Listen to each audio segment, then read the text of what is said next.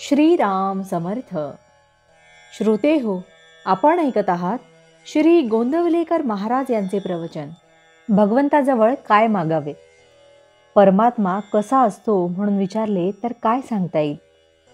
तर तो नाम, रूप आणि गुण यांच्या अतीत आहे. म्हणून आपल्या भावनेने जसा पाहावा तसा तो आहे असे सांगता येईल. म्हणजेच सर्व काही आपल्या भावनेवर आहे.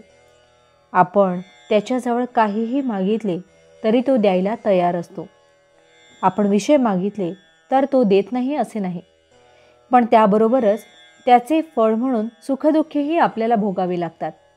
म्हणून काही मागायचे झाले तर ते विचार करून मागावे. एक गृहस्थ दमून एका झाडाखाली बसला.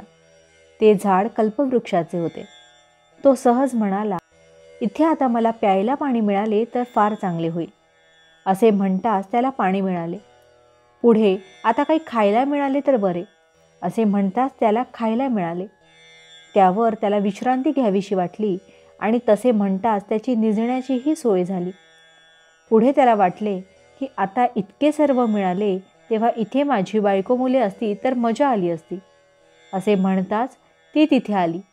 एवढे झाल्यावर त्याला वाटले आपण जी इच्छा केली ते सर्व मिळाले, तर आता इथे मला मरण आले तर? असे म्हणताच तो मरण पावला.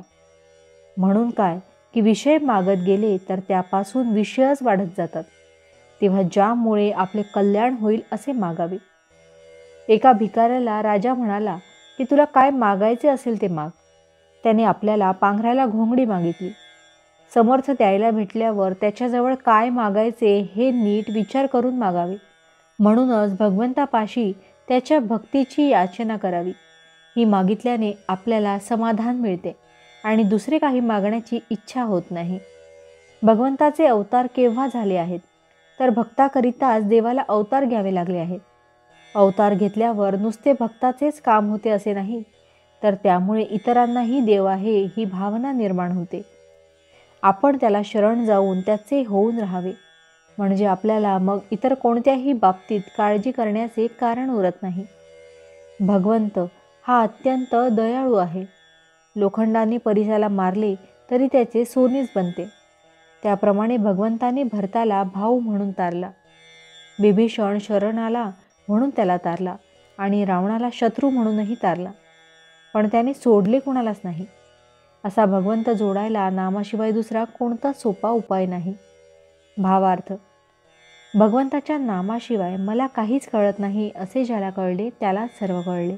जानकी जीवन स्मरण जय जय राम. महारुद्र हनुमान की जय.